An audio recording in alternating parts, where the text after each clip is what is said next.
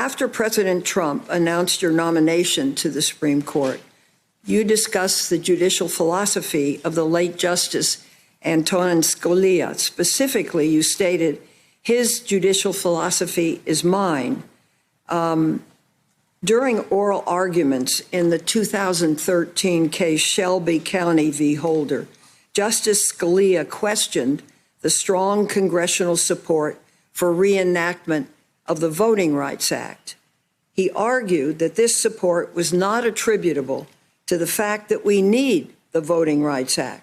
Rather, he stated that he believed Congress reenacted the bill due to a, quote, phenomenon that's called perpetuation of racial entitlement, end quote. What is your reading of this and your understanding of the history of the Voting Rights Act?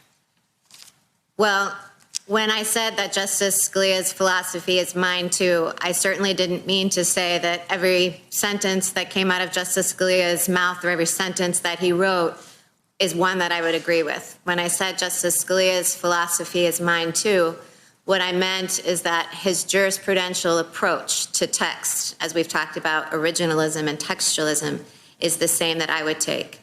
And I think as for the Voting Rights Act, I think that it was obviously a triumph in the civil rights movement. Well, the question arises in my mind. Of course, my view is that we always need this. This is a bulwark of our democracy. So need, I think, is something that may be somewhat subjective. Do you agree with that? That need is subjective? Yes, yeah, that I think we do need a Voting Rights Act, and it's subjective in that sense. Well, I think, Senator Feinstein, the question of how the coverage formula is calculated in the Voting Rights Act and the contours of the Voting Rights Act and whether Shelby County was rightly decided or not are all questions on which I can't give an answer because Shelby County has obviously been controversial.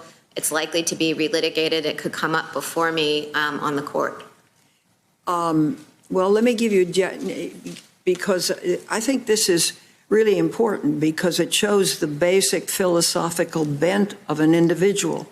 For me, the Voting Rights Act is extremely important, and it defines our election system to a great extent. It's hard for me to understand that anyone would want to do away with it. What is your position in that regard? As I understand Shelby County, it said that the coverage formula was outdated from the 1960s for subjecting the particular states, requiring them to get pre-clearance. It's my understanding, and I haven't looked at the case in a while, that everything else about the Voting Rights Act remained intact, including its prohibitions on discrimination in elections. It was just the coverage formula which decided which states were subject to pre-clearance. Well, let me ask you this question, and this is a hard one. Do you agree with Justice Scalia's assertion that the Voting Rights Act is a, quote, perpetuation of racial entitlement? End quote. Senator Feinstein, I don't obviously know what Justice Scalia was thinking when he said that.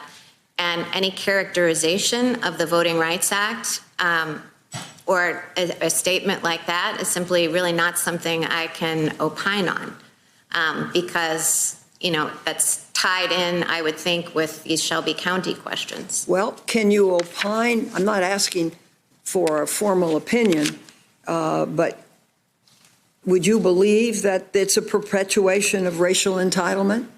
Well, Senator Feinstein, I think that goes to the question of whether the coverage formula was outdated and needed to be updated from the 1960s or not.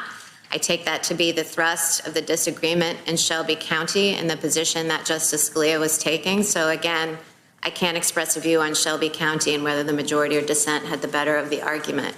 Hey there, I'm Chris Hayes from MSNBC. Thanks for watching MSNBC on YouTube. If you want to keep up to date with the videos we're putting out, you can click subscribe just below me or click over on this list to see lots of other great videos.